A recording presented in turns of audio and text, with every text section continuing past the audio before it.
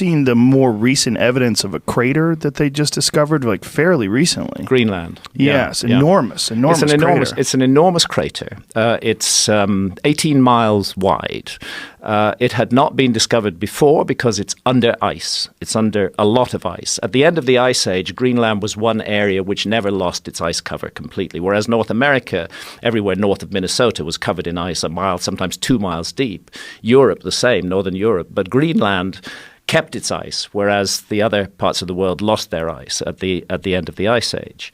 And what's interesting about Greenland is there's already evidence of comet impact in Greenland, which goes back to papers published in the Proceedings of the National Academy of Sciences in 2013, that they found what are called impact proxies in Greenland. In other words, nanodiamonds, carbon spherules, and evidence of a lot of platinum and iron was found in a layer in the ice dated to 12,800 years ago. But the next development, and you're absolutely right, and this was just a few months ago, was the discovery of this humongous crater in Greenland and evidence that it was caused by an iron impactor of some kind.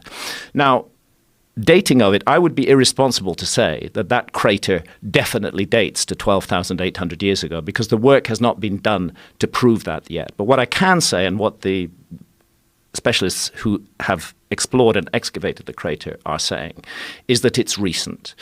They can say for sure that it happened during the last ice age. Under the crater, is nothing but massively disturbed and destroyed and completely wrecked ice from the ice age, from the Pleistocene. Above it is smooth, perfect ice from our epoch, which is called the Holocene, which began about 11,600 years ago. So all the evidence suggests that this crater dates to that period between 12,800 and 11,600 years ago. But to absolutely confirm that, more work needs to be done. But it's part of a growing pattern.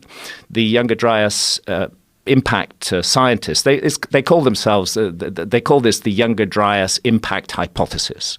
And it's because there was a period in the Earth's geological history that geologists call the Younger Dryas, which lasted for 1,200 years, from 12,800 to 11,600 years ago. It's a very mysterious period. We see all the megafauna dying off suddenly and rapidly. We see rises in sea level. We see a huge collapse in global temperature.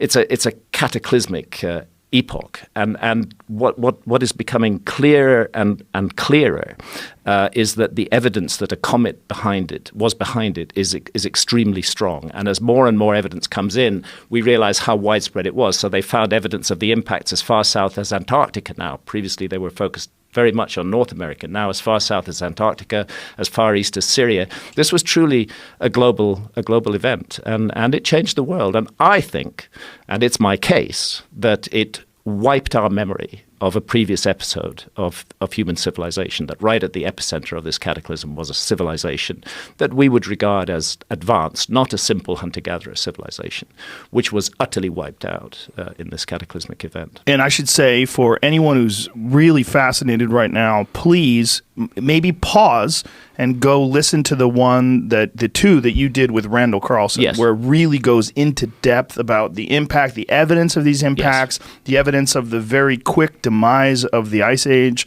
and what may have resulted in all these floods that you read about in the Epic of Gilgamesh, that you read about in Noah's Ark, and that all these things are probably tales of stories that people pass down from generation to generation that survived this time. Yeah, because we now know that at that time, between 12,800 and 11,600 years ago, truly global cataclysmic events involving rapid rises in sea level did occur, and suddenly the worldwide tradition of a global flood stops being just a myth and starts being a memory, an account of real events. It's been my privilege to work very closely with Randall Carlson. Yeah, he's amazing. Randall is absolutely amazing. He is a total genius. He's also a gentle giant and such a kind, generous, spirited person. It's a joy to work with him, and every minute spent with him is an education. I had the privilege of traveling across the Channel Scablands in Washington State with Randall, and seeing things through his eyes really opened my eyes to the scale of this disaster. You know, you could look at these giant boulders called glacial erratics, and they just look odd sitting there in the landscape. But when you really consider how they got there,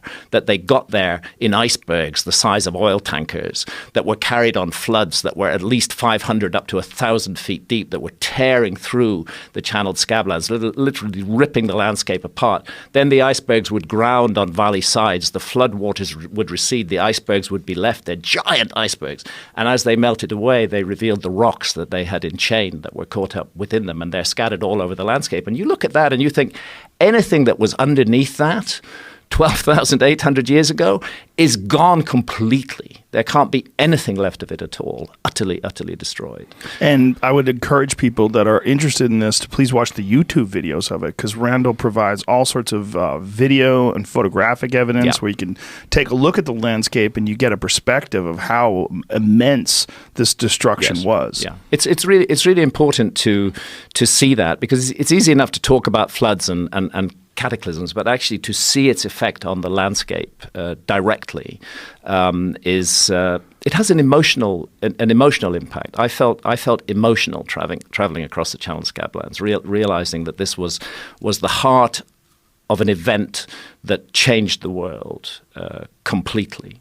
And the evidence continues to build. I haven't, in America before, I've not gone over old ground that I went over in Magicians of the Gods and that we covered in the various interviews and podcasts, in which it's really a good idea that people take a look at. But what I have done is added the new information published since 2015, which further supports the Younger Dryas impact hypothesis and the notion that multiple fragments of a giant comet hit the Earth and created a absolute global catastrophe. So what was the motivation behind creating this book, America Before? It's a curious mixture of things. I have been exploring the possibility of a lost civilization for more than 25 years. That was the essence of my book, Fingerprints of the Gods, that was published in 1995, that there has been a huge forgotten episode in human history. I continued to follow that in a series of other books, and by the time I got to 2002, when I published a book called Underworld, that followed 7 years of scuba diving on continental shelves, looking for structures that were submerged by rising sea levels at the end of the last ice age, I really felt I'd done it.